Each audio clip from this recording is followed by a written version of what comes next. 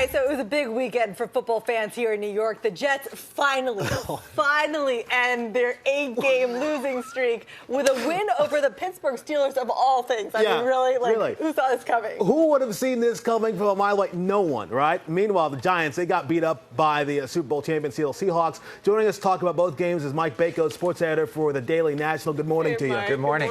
All right, so let's get right into the Jets, first of all. Okay, Jets beat the Steelers. Who would have seen that coming? Then after the game, Michael Vick says, look, if I'd been the starter from day one, I could have won more games.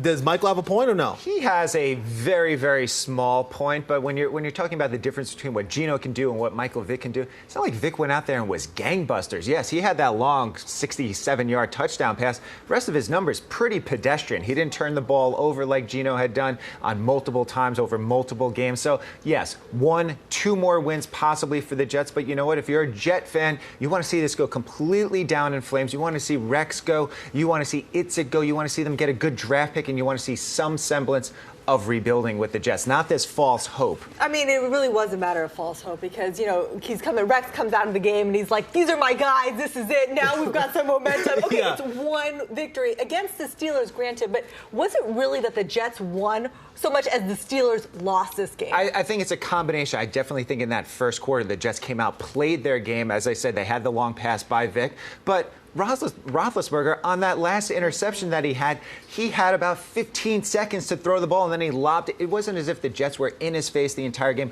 causing these turnovers. It was as much on Ben as it was on the Jets. So the bottom line here is that this win doesn't change anything. It doesn't. So The fire Itzik plane and the sign, that's not going away. We can celebrate today, though. We can enjoy this moment for right now. Nothing changes. And that's it. Okay, let's move on. Let's talk about the Giants, okay, facing the Seahawks. And look, they were in this game right up to the half. They were looking really good. And then there was the interception, and the momentum just like went poof. Boom. And that's what happens in that stadium, the loudest stadium, really one of the true home field advantages. And like you said, after Eli had that interception, ground and pound the entire game. Anytime you give up 350 yards rushing to the entire team, you're not going to have much of a chance. But even at that 17-17 mark, they're driving. It's a little bit of false hope. The Seahawks really were playing their game, just ground and pound the entire time. Russell Wilson didn't have a really big game, but the Giants defense had no answers whatsoever. I mean, what we're looking at here is 4 straight losses. Yeah. At this point, is there hope for the Giants? Wrap it up for us. Is there hope for the Giants? Is there hope for the Jets